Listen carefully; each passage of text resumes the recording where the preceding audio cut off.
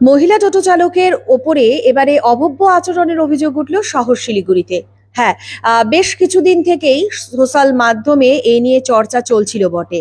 তবে সেটা একেবারে সামনে আসলো যখন লিখিত আকারে সেই অভিযোগ জমা পড়লো পুলিশের কাছে। হ্যাঁ, পুলিশের বিরুদ্ধেই কিন্তু অভিযোগ। মহিলা টোটো চালক অর্থাৎ আমাদের শহরের প্রথম মহিলা টোটো চালক মুনমুন্দি, এবং তাকে আমরা সকলেই চিনি। সে করোনা অতিমারির সময় থেকে তিনি যেভাবে কাজ করছেন বা সমাজসেবামূলক যে কাজ তিনি করছেন, সেই কে নিয়েই কিন্তু তিনি পরিচিত আমাদের শহরে। শুধু শহরে নয়, আমাদের রাজ্যের বিভিন্ন প্রান্তেও কিন্তু তার যথেষ্টই পরিচিতি রয়েছে।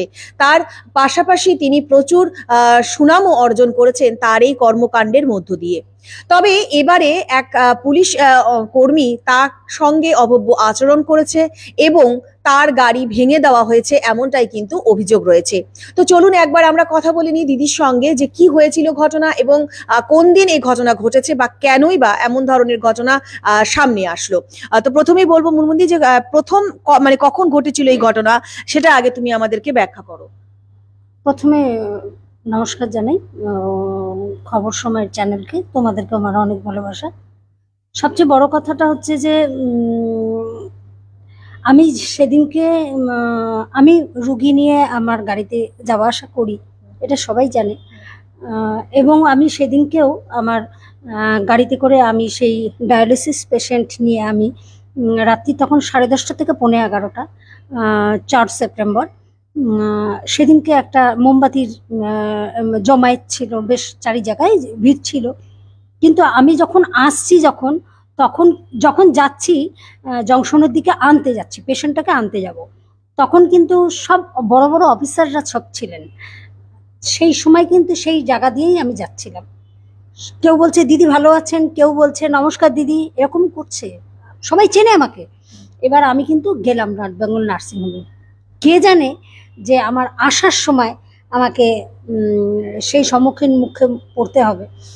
ঠিক জংশনের ট্রাফিকের ওই জায়গাটাতে একজন কনস্টেবল, বয়স খুব কম, সেই ব্যক্তি, ওনার নামটা আমি ঠিক বলতে পারবো না, ওনার সাথে যে সিনিয়র যে তো সেখানে যে ছিলেন আর কি, ওনার সাথে সার্ভিস দিচ্ছিলেন তখন সেই সময়, তার নামটা হচ্ছে নারায়ণ সাহা।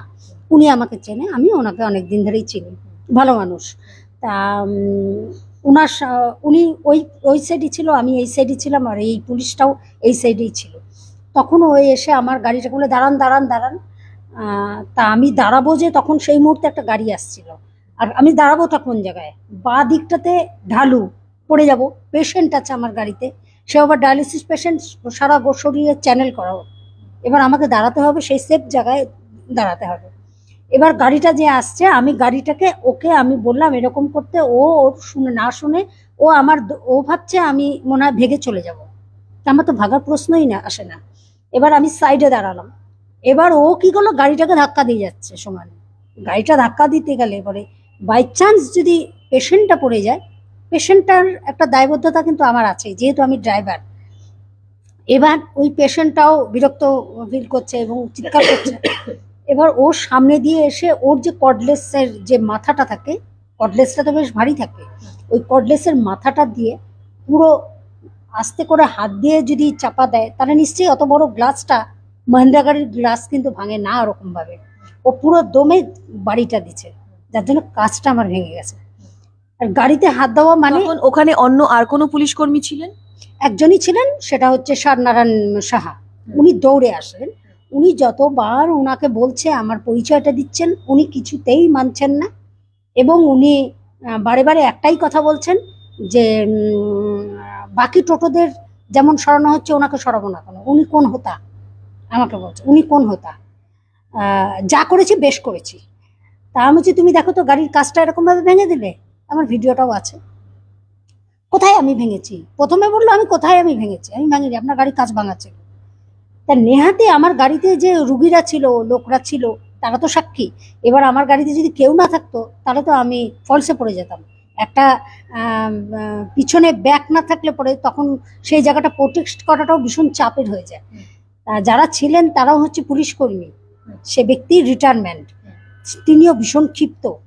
তা সেখানটাতে আমি ওনাকে অনেক বোঝার চেষ্টা করলাম, বলার চেষ্টা করলাম যে আমি এই ব্যক্তি, কিছুতেই মানছে না।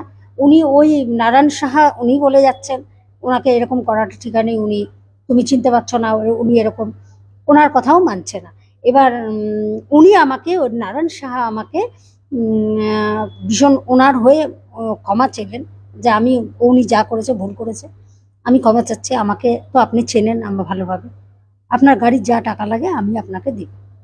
তা উনি এই কথাটা বলে সেই সময় নারায়ণ বাবু বললেন ও বললেন, মানে যিনি করলেছেন তিনি কিছু বললেন না? না, কিছু না।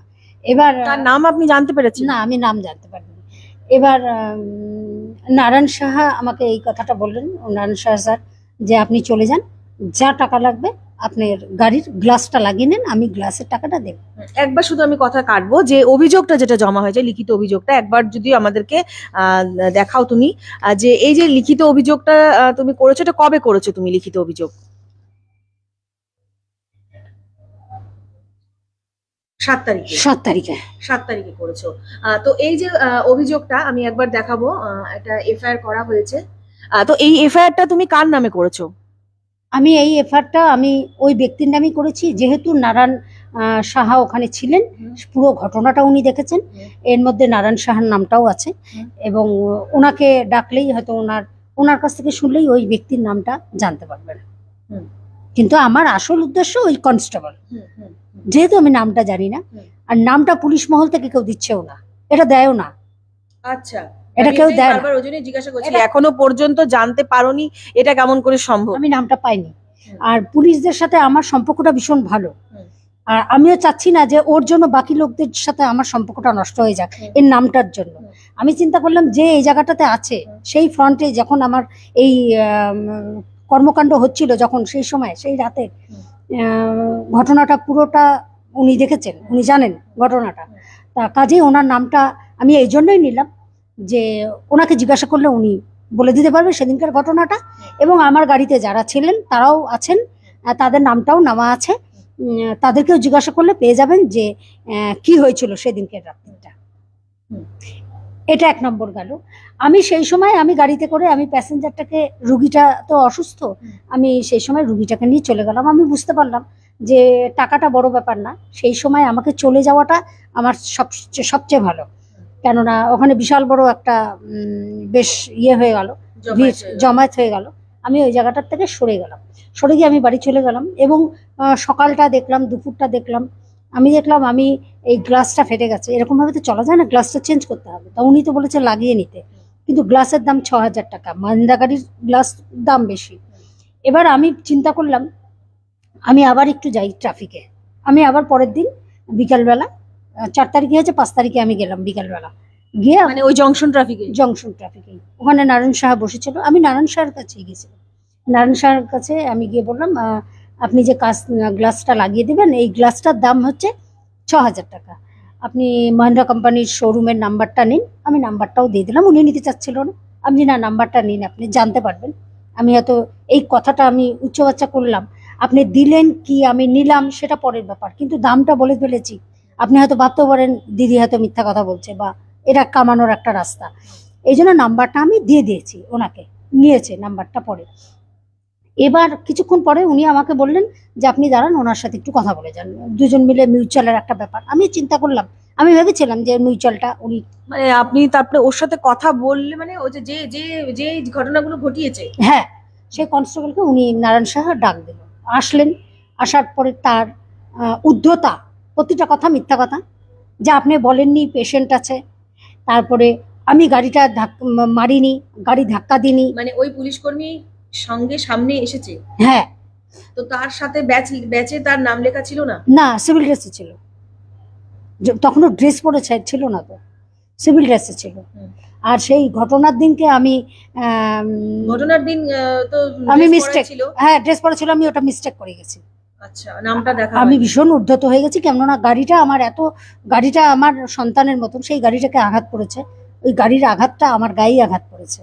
তা সেই সময় আমি আমার মধ্যে ছিলাম না, আমি নামটা দেখার সেই সময়টা পাইনি।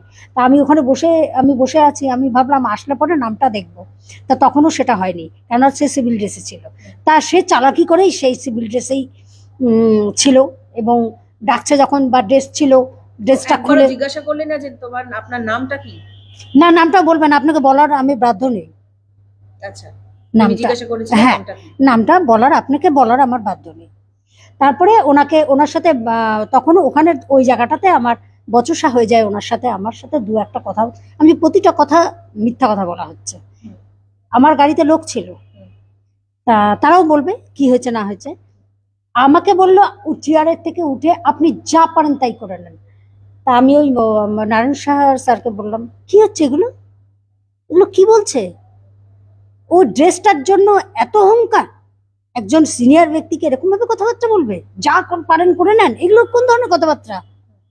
তখন ওই স্যার উনি বললেন যে ওনাকে আপনি চেনেন না, উনি বহুদিন ধরে টোটো চালান এবং উনি ভীষণ ভালো মানুষ এবং অনেক দিন ধরেই উনি সোশ্যাল ওয়ার্কের সাথে যুক্ত। আপনি ওরকম ভাবে কথা বলবেন না। ওনাকে আমাদের এখানকার যে আগে যে কমিশনার ছিলেন উনি ওনাকে সম্মানিত করেছিলেন। রাখেন আপনার কোন কমিশনার সম্মানিত করা, এটা 2024 এগুলো কোনো গল্পই হবে না। বাকি টোটোদের যেমন ধরা হচ্ছে তেমন টোটো ওনাকেও ধরা হবে। এই অবধি আমি ওখান থেকে ব্যাক করে আমি না এখানে বসে থাকা আর যাবে না। তখন আমি উঠে আসব, তখন ওই নারায়ণ সাহা স্যারকে ওই ব্যক্তি ভীষণভাবে অফেন্সিভভাবে জোরে জোরে টেবিল চাপড়িয়ে চাপড়িয়ে অপমান করছে আমার সামনে। তা আমি ওই নারায়ণ সাহা স্যারকে বললাম যে কি হচ্ছে এগুলো? আপনি সিনিয়র, কবে থেকে দেখছি, আর ওনাকে তো আমি নতুন দেখছি। আপনাকে একটা বাচ্চা, অল্প বয়সী একটা ছেলে আপনাকে থেট দিয়ে যাচ্ছে, আপনি চুপচাপ বসে আছেন। এই জিনিসগুলো বন্ধ করুন, এখনই ওর নামে পানিশমেন্ট করুন, নাহলে পুলিশের চাকরির এই সাদা ড্রেসটা কিন্তু খুব শিগগিরই কালো একটা ভাট্টা পড়ে যাবে, দাগ পড়ে যাবে। এটা কিন্তু চেঞ্জ করুন। আমি ওই জায়গাটাতে বলে আমি বললাম যে আমি চলে আসলাম। চলে আসার পর আমার খুব খারাপ লাগলো। এ তো প্রশাসনের কোনো অ্যাঙ্গেল দিয়েই ও এই যোগ্যতায় চাকরি করার যোগ্যতা নয় ওর। কেন, যার এত ভিতরে, যার ঊর্ধ্বতা পান, যার ভাষা ঠিক নেই, যার সম্মান বড় ছোট জ্ঞান নেই, সে পুলিশের চাকরি করে কি করে? কতটুকু জ্ঞান আছে সে বলে যে 2020-21 না, এটা আপনি যখন সম্মান পেয়েছেন তখন সম্মান পেয়েছেন, এখন 2024, ভুলে যান এগুলো কথা। এগুলো কি আমি বুঝতে পারলাম না, আমি তো জানি না। 2024 এখন আমি সব আগের সম্মানগুলো সব তাহলে ভুলে যাব। তাহলে আমি যে 2021 যে কমিশনারের কাছ থেকে যে আমি সম্মানটা পেয়েছিলাম, একটা গুড ক্যারেক্টার সার্টিফিকেট এবং সম্মান এবং মেমন্টো, এগুলো সব বৃথা, এগুলোর কোনো ডিলিট, এগুলোর কোনো মানে দাম নেই আর কি। তাহলে তো আমি এগুলো রিটার্ন দিয়ে দেবো। এবার কথা হচ্ছে যে তুমি কেন যখন ওই কথা হয়ে গেল যে জংশন ট্রাফিক পয়েন্টে, তারপরেও যদি বলা যায় 7 তারিখে তুমি এফআইআর করলে, অর্থাৎ 4 তারিখে ঘটনা ঘটেছে, 5 তারিখে বিকালে ওনার সাথে কথা হয়েছে এবং 7 তারিখে তুমি করলে। তো এই যে ডিসিশনটা তুমি নিলে, মানে বেশ সময় তোমার লেগে গেল ডিসিশনটা নিতে, এফআইআর করতে হবে। তো এটা তুমি কখন মনে করলে যে না এফআইআর করতে হবে, বা তুমি ডিসিশনটা কেন তখন নিলে, তারপরে মানে এতটা লেট কেন হলো? 4 তারিখে ঘটনাটা হলো, 5 তারিখ বিকালবেলা আমি কমিশনারের কি বলে জংশনে গেলাম, গিয়ে কথাবার্তা বললাম। তার পরের দিন আমি জংশন ট্রাফিকের যে আইসি আছে ওই আইসির সাথে আমি ফোনে, কারোর কাছ থেকে ফোন নাম্বারটা নিয়ে আমি ওনার সাথে যোগাযোগ করি, একটু আইসির সাথে একটু কথা বলে দেখি এই ব্যাপারে। আমি চাচ্ছিলাম না এই ব্যাপারটা অনেক দূর যাক, কিন্তু আমি ইচ্ছে করে এটা করিনি, কারণ আমি বাধ্য হলাম। এখন আমি আর পারলাম না, কারণ আইসির সাথে কথা বলে দেখলাম ওনার কথাবার্তাও একটু অন্যরকম। আইসিও খুব একটা বেশি দিন হয়নি এসছে, নতুন এসছে, উনিও হয়তো আমাকে চেনে না। তা যাই হোক, উনি বলছে যে আপনি 20-21 কবে সম্মান পেয়েছেন, ওই একই গল্প, কবে সম্মান পেয়েছেন, তার জন্য তো আপনি 2024-এ আপনি কি করবেন সেটা তো আমরা দেখব না। সবাইকে যেমন রুলস, টোটো ধরা হচ্ছে, টোটো করা হচ্ছে, সেটা আপনার জন্য করা হবে। আমি যে মহিলা, আমি যে একটা এজেড পার্সন, আমি ছেড়ে দিলাম, আমি এত কাজ করেছি, আমি একজন সোশ্যাল ওয়ার্ক, ছেড়ে দিলাম, আমি আনপাবলিক একদম। সেটাও দেখবে না, বলে না যেটা আপনি যখন টোটো চালাচ্ছেন, পুরুষদের সাথে টোটো চালাচ্ছেন, আপনাকে ছাড় দিলে বাকি টোটোরা তো আমাদেরকে প্রেশার দেবে, উপরের থেকে অর্ডার আছে আমাদের। তো যেই সময় জংশন ট্রাফিক পয়েন্টে 4 তারিখে রাত্রিবেলায় যখন ঘটনাটা ঘটে, তখন কি ব্যাপারটা এরকম ছিল যে টোটোতে টিন নেই? টিন তোমার গাড়িতে টিন আছে, টিন নাম্বার তো রয়েছে? না তোমার আমার নেই। আমার তাই জন্য কি তোমাকে ধরা হচ্ছিল, সেটা কি তুমি জিজ্ঞাসা করেছো যে তোমাকে কেন আটকানো হচ্ছিল, কেন তোমাকে দাঁড়াতে বলা হয়েছিল? ব্যাপারটা হচ্ছে পুরোটা গল্পটা এখন ওরা ওরা মোড়টা ঘুরিয়ে নিয়েছে। গাড়ির নাম্বার জন্য আমাকে ধরেনি, ধরা হয়েছিল সেই সময় আমি দেখছিলাম বাকি টোটোগুলোকে বাঁ দিকের যে একটা চাপা রাস্তা আছে, জংশনের চাপা রাস্তা আছে, ওই দিক দিয়ে ঢুকিয়ে দিচ্ছে। আমি দেখেছি সব ছেলেদেরকে ওই দিক দিয়ে ঢুকে দিচ্ছে। আর মহিলারা তো সাধারণত অত রাত্রে অবধি তো গাড়ি চালায় না। আর আমার গাড়িতে তো পেশেন্ট ছিল, এবার ওই দিক দিয়ে আমাকেও বলছে ওই দিক দিয়ে চলে যেতে। এবার আমি তো ওই দিক দিয়ে যাব না, আমি তো এসছি সামনে দিয়ে, রোড দিয়ে। আমি যাবও তো, কেননা আমার তো পারমিশন ছিল, আছে। কেননা আমাকে যখন কমিশনার যখন 2021-এ যখন আমাকে বলেছিল আপনার টিন নাম্বার নেই বা আপনার, আমি তো সবচেয়ে বড় পুরনো ড্রাইভার, 2012 থেকে গাড়ি চালাচ্ছি। আমার কেন নেই, কিসের জন্য নেই, সব কমিশনার অফিসে দেওয়া আছে। তখন উনি আমাকে বলেছিল যে আপনার নাম্বার থাকুক বা না থাকুক, নাম্বার আপনি নিজে অর্জন করেছেন, আপনি গাড়ি চালাতে পারবেন, আপনি সব জায়গায় যাবেন, গাড়ি চালাবেন, তার সাথে সোশ্যাল ওয়ার্কটা আপনি কাজে রাখবেন, সাথে রাখবেন, কাজটা করে যাবেন। তা আমি সেই পারমিশনে কিন্তু আমি কিন্তু গাড়ি চালাচ্ছিলাম, এতদিন চালাই। তো একটা প্রশ্ন আসছে যে যখন এই কথাটা বলা হচ্ছে যে 2021, এটা নয় 2024, তবে কি এটা তুমি জিজ্ঞাসা করার চেষ্টা করেছো বা জানার চেষ্টা করেছো যে কোনো নতুন কোনো নির্দেশিকা এসেছে কিনা এই যে টোটো বিষয়গুলোকে নিয়ে? তো সেখানে কোনো নতুন নির্দেশিকা, সেই নির্দেশিকাই কি ওনারা ফলো করছেন বা কিছু এরকম? না আমি তো সেটা কাকে জিজ্ঞাসা করবো, ওকে তো জিজ্ঞাসা করার আমার বিন্দুমাত্র ইচ্ছা নেই। তার কারণ ভাষা জ্ঞান একদমই বাজে। তার সাথে কথা, যার সাথে বলবো সে কথা শুনবে, সে তো শোনার রাজি না। সে বাকি টোটোদের যা করবে, গালি দিয়ে কথা বলবে, গাড়ি ভেঙে দিবে। গাড়ি ভাঙা কি এটা রাইট আছে? এটা কি নতুন আইন হয়েছে গাড়ি ভাঙা? যদি আইন হয়ে থাকে তাহলে ঠিক আছে, আর যদি গা না ভেঙে এটা আইন হয়ে থাকে গাড়ি ভাঙার, তা গাড়ি ভাঙার যদি আইন থাকে তাহলে নিশ্চয়ই ভাঙবে। আমার মনে হয় না যে গাড়ি ভাঙার আইনটা হয়েছে। আইন এত চট করে আইন হয়ে যাবে, ফটাফট 2 দিনের মধ্যে আইন চেঞ্জ হয়ে যাবে, এগুলো হয় না। আইনটা যদি থাকে তাহলে আমি মেনে নিলাম যে হ্যাঁ আমার অন্যায় হয়েছে। এবার আমার অন্যায়টা কোথায় হয়েছে? আমার যেহেতু কমিশনার আমাকে এগুলো আছে, সার্টিফিকেট সব আছে, আমার ওখানেও কমিশনার অফিসেও আমার আগের 21-এ আমার জমা দেওয়া আছে, তারপরেও কেন এরকম ধরনের হেনস্থার মুখে পড়তে হবে আমাকে? তো যদি দেখা যায় যে একটু আগে তুমি বললে যে যে এটা করেছে তার নাম তুমি এখনো পাওনি, এবং তুমি যে অভিযোগটা জমা করেছো হিসাব মতে তার নামটা তুমি এখনো দাওনি সেখানে, অর্থাৎ তুমি দিতে পারোনি বা তুমি সেটা জোগাড় করতে পারোনি। তবে তুমি কি মনে করছো যে এই যে তুমি এফআইআরটা করেছো এটার খুব একটা মূল্য থাকবে? কেন থাকবে না? জংশন ট্রাফিকে নারায়ণ সাহাকে সবাই চেনে, পুরনো উনি।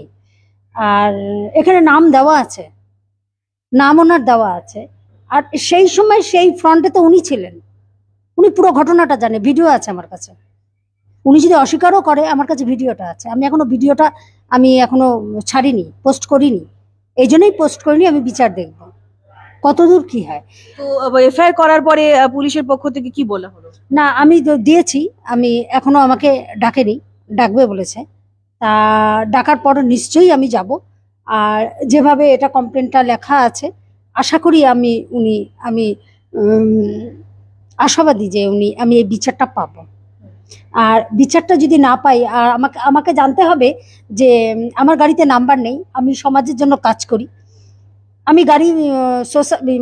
আমি সমাজের জন্য কাজ করি, আমি কিন্তু প্যাসেঞ্জার গাড়ি করি না। এটা কিন্তু সবাই জানে, গোটা শিলিগুড়ি শহর লোকে জানে, পুলিশরাও জানে। এবং পুলিশের সাথে আজকে আমার একজনের সাথে বচসা হয়েছে, একজনের সাথে আজকে এরকম হয়েছে। আমার কিন্তু পুলিশের সাথে সম্পর্ক ভীষণ ভালো, তার জন্য লোকের কাছে আমাকে শুনতে হয় আমি পুলিশের চামচা, পুলিশের দালাল। কিন্তু পুলিশের সাথে কিন্তু আমার কিন্তু খুব সুন্দর একটা সম্পর্ক, ভাই বোনের একটা সম্পর্ক। সবাই আমাকে খুব রেসপেক্ট করে এবং আমিও তাদেরকে ভীষণ রেসপেক্ট করি। কিন্তু এই একজন দুজনের জন্য পুরো পুলিশ মহলটা তো খারাপ হতে পারে না। আর আমি মনে করি আজকে আমি এই প্রতিবাদটা যদি না করি, আগামীতে এরকম নতুন পুলিশ, নতুন অনেকেই আসবে, হয়তো তারাও হয়তো একটা সময় আমাকে এরকম বিরক্ত করতে পারে। তা কাজেই আমি এটার প্রতিবাদ, আমি 100% আমি এটার প্রতিবাদটা আমি চাই, আমি প্রতিবাদ করবই আমি। আর আমি এটা আশাবাদী যে কমিশনার এটা দেখবেন, নইলে আমি সমাজের জন্য কাজ করতে পারবো না। আমি রাত বিরাতে 2টা বাজুক 3টা বাজুক, আমি কিন্তু এই গাড়িটাতে করেই আমি সমাজের জন্য কাজ করি। আমি এখন আমার ভয় হচ্ছে, আমার লজ্জা হচ্ছে। গাড়িটা যেভাবে ধাক্কালো, যেভাবে গাড়িটাকে ভাঙলো, যেভাবে তার উদ্ধত, এটা কিন্তু শোভনীয় না একজন কনস্টেবলের একজন মহিলার উপরে। সে মহিলাটা যে কোনো কাজই করুক না কেন। আজকে দেখছেন, আজকে আরজি করের ব্যাপারটা নিয়ে যেই মেয়েটার আজকে এই মানে কর্মকাণ্ড যে হয়েছে ওইখানে আরজি করে, যে কাজ করতে করতে আজকে ওর ওখানটাতে ধর্ষণ করে খুন করা। আজকে আমরা প্রতিবাদের ঝড় উঠিয়েছি সারা জায়গায়, সারা বিশ্বে সব জায়গাতে ঝড় চলছে। আমরা নারীকে দুভাগে ভাগ করে নিই কখনো। সে ডাক্তার, আমি আজকে টোটো ড্রাইভার, দুটোর মধ্যে অনেক আকাশ পাতাল, কিন্তু সম্মান কিন্তু দুজনেরই হানি হয়। তা আমি মনে করি যে আমাদের জনগণও আমার পাশে থাকুক। আমি চাই যে মরে যাওয়ার, আমি বেঁচে আছি এখনো, মরে যাওয়ার পরে মোমবাতি জ্বালিয়ে আমার মিছিল র্যালি এগুলো যেন না করে আজকের এই আমার প্রতিবাদের সাথে সামিল হতে পুরো শিলিগুড়ি জনগণবাসীকে আমি বলছি। ধন্যবাদ।